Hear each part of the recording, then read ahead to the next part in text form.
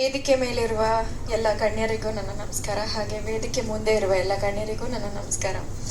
Chandanavana critics award, ಈ ಅವಾರ್ಡ್ನ almost like 3 years ಇಂದ ತುಂಬ ಕೇಳ್ಪಡ್ತಾ ಇದ್ದೆ, ಬಟ್ ಯಾವತ್ತೂ ಬರೋಕ್ಕಾಗಿರ್ಲಿಲ್ಲ. ಇವತ್ತು ಬಂದಿರೋದಕ್ಕೆ ನನಗೆ ಬಹಳ ಖುಷಿ ಇದೆ, ಯಾಕಂದ್ರೆ 5 ವರ್ಷ ಆಗಿದೆ ಸ್ಟಾರ್ಟ್ ಆಗಿ. ಬಟ್ ಮಿನಿಮಮ್ ಅಂದ್ರೂ ನನಗೆ ಶಶಿ ಸರ್ 3 ವರ್ಷದಿಂದ ಹೇಳ್ತಾನೆ ಇದ್ರು. ಆ ಒಂದು ಪಾಯಿಂಟ್ ಇಂದಾನೆ ನಾನು ಇವತ್ತು ಅಟ್ ಎನಿ ಕಾಸ್ಟ್ ನಾನು ಈ ಸತಿ ಈ ಒಂದು ಇವೆಂಟ್ಗೆ ಬರಬೇಕು ಅಂತ ಭಾರಿ ಖುಷಿಯಿಂದ ಬಂದೆ. ಹಾನೆಸ್ಟ್ ಆಗಿ ಹೇಳ್ಬೇಕಂದ್ರೆ ಪ್ರೆಸ್ ಮೀಟ್ಸ್ ನಲ್ಲಿ ಮಾತಾಡೇ ತುಂಬಾ ದಿವಸ ಆಗೋಗಿದೆ. ಅಂಡ್ ಮುಂಚೆನೂ ಭಯ ಆಗ್ತಾ ಇತ್ತು, ಇವತ್ತು ಭಯ ಆಗ್ತಾ ಇದೆ. ಬಿಕಾಸ್ ಶ್ಯಾಮ್ ಸರ್ ಎಲ್ಲ ಕುತ್ಕೊಂಡಿದ್ರು. ನಾನು ಅದೇ ಸರ್ ಹೇಳ್ತಾ ಇದ್ರಲ್ಲ, ಕ್ರಿಟಿಕ್ಸ್ ಅಂತ ನಾವೇನಾದ್ರು ಸಿನಿಮಾ ಇವತ್ತು ರಿಲೀಸ್ ಆದ್ರೆ ಭಾನುವಾರದ ಪೇಪರ್ ಕಾಯ್ತಾ ಇದ್ದೆ. ಇವಾಗ ಆನ್ಲೈನ್ ಅಲ್ಲ, ನೀವು ನೋಡಿದ್ ಒಂದು 3 hours ನಲ್ಲಿ ಬಂದ್ಬಿಡುತ್ತೆ ಆನ್ಲೈನ್. ಇವಾಗ್ಲೂ ವೇಟ್ ಮಾಡ್ತಾ ಇರ್ತೀನಿ ಬೇರೆ ಪಿಕ್ಚರ್ಗೆ. ಬಟ್ ಅವಾಗಂತೂ ಎಷ್ಟು ಹೆದರ್ಕೊಳ್ತಾ ಇದ್ದೆ ಅಂದ್ರೆ ನಿಮ್ಮೆಲ್ಲರಿಗೂ ಭಾರಿ ಹೆದರ್ತಾ ಇದ್ದೆ ನಾನು. ಇವಾಗ ಸಿನಿಮಾ ಮಾಡಿಲ್ವಲ್ಲ, ಸೊ ಫ್ರೆಂಡ್ಲಿ ಆಗಿದ್ದೀನಿ. ಬಟ್ ಬಹಳ ಖುಷಿ ಆಗ್ತಾ ಇದೆ. ಅಂದ್ರೆ ಈ ಒಂದು ಒಳ್ಳೆ ನೋಷನ್ ಇಟ್ಕೊಂಡು ಈ ಒಂದು ಏನು 1 ಜೀವ 8 ಜೀವಗಳನ್ನ ಉಳಿಸ್ಬೋದು ಅನ್ನೋ ಒಂದು ನೋಷನ್ ಇಟ್ಕೊಂಡು ಈ ಒಂದು ಕಾರ್ಯಕ್ರಮದ ಜೊತೆ ಅದನ್ನು ಕೈ ಜೋಡಿಸಿ ಮಾಡಿರೋ ಅಂತ ಈ ಒಂದು ಇವೆಂಟ್ ನನಗೆ ಬಹಳ ಖುಷಿ ಇದೆ. ಯಾಕಂದ್ರೆ 1 ಜೀವದಿಂದ 8 ಜೀವ ಉಳಿಬಹುದು ಅಂತ ಬಹುಶಃ ನನಗೂ ಗೊತ್ತಿರ್ಲಿಲ್ಲ. ಅಂಗಾಂಗ ದಾನ ಮೇಲೆ 1, 2, 3 ಅಂತ ಅನ್ಕೊಂಡಿದ್ದೆ. ಇವತ್ತೇ ನನಗೊಂದು ಕ್ಲಾರಿಟಿ ಸಿಕ್ಕಿತ್ತು, 8 ಜೀವನನ್ನ ಉಳಿಸುವಂತ ಶಕ್ತಿ ಇದೆ ಅಂತ.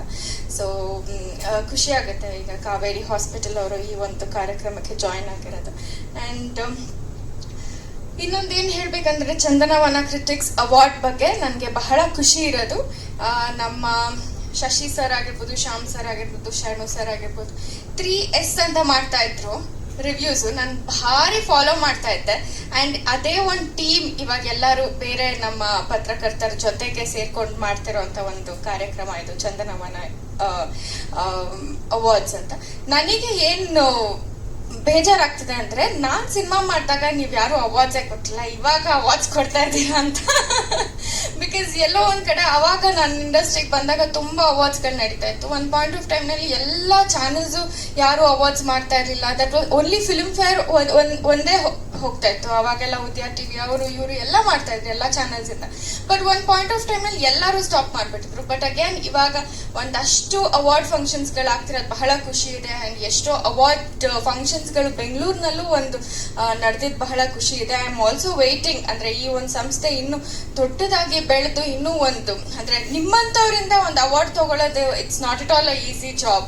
ಅದು ಅಂದ್ರೆ ಫಿಲ್ಮ್ ಫೇರ್ ಕಿಂತನೂ ಒಂದ್ ಪಟ್ ಹೆಚ್ಚು ಅಂತ ಹೇಳ್ಬೋದು. ಯಾಕಂದ್ರೆ ಪತ್ರಕರ್ತರ ಹತ್ರ ಒಂದು ಏನು ಹೊಗಳಿಸ್ಕೊಳ್ಳೋದನ್ನು it's not an easy job. ಅವ್ರು ಚೆನ್ನಾಗಿದೆ ಅಂತಂದ್ರೆ ಅಪ್ಪ ನನಗೆ ಸಮಾಧಾನ ಆಗ್ತಾ ಇತ್ತು. ಸೊ ಹಂಗಾಗಿ ಇನ್ನೂ ಒಂದು ದೊಡ್ಡ ಮಟ್ಟದಲ್ಲಿ ಬೆಳೀಲಿ ಈ ಒಂದು ಚಂದನವನ ಕ್ರಿಟಿಕ್ಸ್ ಅವಾರ್ಡ್ ಅಂತ ನಾನು ನನ್ನ ಕಡೆಯಿಂದ ಕೇಳ್ಕೊಳ್ತಾ ಇದ್ದೇನೆ. ಆಮೇಲೆ ಮೇಡಮ್ ಅವಾರ್ಡ್ ಖಂಡಿತ ಕೊಡ್ತೀವಿ. ಮತ್ತೆ ಸಿನಿಮಾ ರಂಗಕ್ಕೆ ಬರ್ಬೇಕು ಅಂತ ನಮ್ಮೆಲ್ಲರ ಆಸೆ. ಆ ಥರದ ಏನಾದ್ರು ಯೋಚನೆ ಇದೆಯಾ ನಿಮ್ಗೆ? ಹಾ, ಖಂಡಿತ ಇದೆ ಶರಣು sir. I am just waiting for the right script ಅಷ್ಟೇ. ಸ್ಕ್ರಿಪ್ಟ್ ಏನಾದ್ರು ಕೇಳಿದ್ದೀರಾ? ಮಾತುಕತೆ ನಡೆದಿದೆಯಾ? ಆ ಥರದ್ದು 1-2 ಕೇಳಿದ್ದೀನಿ. ನಿಮಗೆ ಮೊದಲ ಬಾರಿಗೆ ಅವಾರ್ಡ್ ಬಂದಾಗ ಹೇಗೆ ಫೀಲ್ ಆಯ್ತು ಅಂತ? ಅಯ್ಯೋ, ಏನ್ ಮಾತಾಡ್ಬೇಕಂತಾನೆ ಗೊತ್ತಾಗ್ಲಿಲ್ಲ. ಬಿಕಾಸ್ ನನಗೆ ಫಸ್ಟ್ ಬಂದಿದ್ದು ಫಿಲ್ಮ್ ಫೇರ್ ಅವಾರ್ಡ್ ಶ್ರಾವಣಿ ಸುಬ್ರಹ್ಮಣ್ಯಗೆ. ಹೆಂಗ್ ಮಾತಾಡ್ಬೇಕಂತ ಗೊತ್ತಿಲ್ಲ. ನಾನು ತುಂಬಾ ಹೆದರ್ತಾ ಇದ್ದೆ ಅವಾಗಂತೂ. ಏನ್ ನನ್ಗೆ ಒಂದ್ ಸ್ಕ್ರಿಪ್ಟೇ ಬರ್ಕೊಡ್ಬೇಕಿತ್ತು ನನ್ಗೆ, ಇಂತಿಂತ ಸ್ಕ್ರಿಪ್ಟಿಂಗ್ ಹಿಂಗ್ ಹೇಳು ಅಂತ. ನಾನು ತುಂಬಾ ಹೆದರ್ತೆ. ನನ್ಗೆ ಖುಷಿ ಅನ್ನೋದಕ್ಕಿಂತ ನನ್ಗೆ ಅಷ್ಟು ಜನ ನೋಡ್ಬಿಟ್ಟು ತುಂಬಾ ಹೆದರ್ಕೊಂಡ್ಬಿಡ್ತೀನಿ ನಾನು. ಸೊ ಇಟ್ ವಾಸ್ ನನ್ಗೆ ಒಂಥರ ಮಿಕ್ಸ್ಡ್ ಫೀಲಿಂಗ್. ನನ್ಗೆ ಏನ್ ಮಾತಾಡ್ಬೇಕು, ಯಾರನ್ನ ಹೆಂಗ್ ಮಾತಾಡಿಸ್ಬೇಕು ಅನ್ನೋದು ಒಂದು. ಇನ್ನು ಚಿಕ್ಕ ಹುಡುಗಿ ಇದೆ ಅಲ್ಲ, ಸೊ ಸಖತ್ ಖುಷಿನ ಎಂಜಾಯ್ ಮಾಡೋ ಬದಲು ಭಯದಲ್ಲೇ ನಾನು ಅರ್ಧ ಜೀವನ ಕಳ್ದಿದ್ದೀನಿ ಅನ್ಬೋದು. ಯಾವಾಗ ಬರ್ಬೋದು ಬಹುಶಃ ನೀವು ಸಿನಿಮಾ ರಂಗಕ್ಕೆ ಮತ್ತೆ ರೀ ಎಂಟ್ರಿ ಯಾವಾಗ ಕೊಡ್ಬೋದು? I am just waiting for the right script ಅಷ್ಟೇ ಶರ್ಮ ಸರ್. ಅಂದ್ರೆ ಒಳ್ಳೆ ಸ್ಕ್ರಿಪ್ಟ್ ಬಂದ್ರೆ ಡೆಫಿನೆಟ್ಲಿ ಬರ್ತೀನಿ. ಯಾಕೆಂದ್ರೆ ಇದೊಂದೇ ನಮ್ಗೆ ಸಿನಿಮಾ ಬಿಟ್ಟು ಬೇರೆ ಏನಿಲ್ಲ. ನಾನು ಕಣ್ ಬಿಟ್ಟು ಒಂದು 6 ವರ್ಷ 7 ವರ್ಷದಿಂದ ಚೈಲ್ಡ್ ಆರ್ಟಿಸ್ಟ್ ಆಗಿ ಕೆಲಸ ಮಾಡ್ತಾ ಇದ್ದೀನಿ. ಇದು ಬಿಟ್ಟು ನಮಗೆ ಬೇರೆ ಏನು ತಲೆನೂ ಓಡಲ್ಲ. ಇನ್ನೊಂದೇನೋ ಬಿಸ್ನೆಸ್ ಮಾಡ್ಬೇಕು, ಇನ್ನೊಂದೇನೋ ಮಾಡ್ಬೇಕು, ನಮ್ಗೇನು ಅದೆಲ್ಲ ಬರೋದು ಇಲ್ಲ. ನನ್ ಒಂದ್ ಸ್ವಲ್ಪ ಪ್ರಪಂಚ ನೋಡ್ತಿದ್ದಾಗ್ಲಿಂದ ನೋಡಿರೋದು ಸಿನಿಮಾ ಒಂದೇ. ಸೊ ಡೆಫಿನೆಟ್ಲಿ ನಾನು ಐ ಥಿಂಕ್ ಸಾಯೋವರೆಗೂ ನಾನು ಸಿನಿಮಾದಲ್ಲೇ ಏನೋ ಒಂದು ಕೆಲಸನಾದ್ರೂ ಮಾಡ್ಕೊಂಡಿರ್ತೀನಿ. ಧನ್ಯವಾದಗಳು madam. Thank you. Samson sir, ನಿಮ್ಮ ಒಂದೆರಡು ಮಾತು.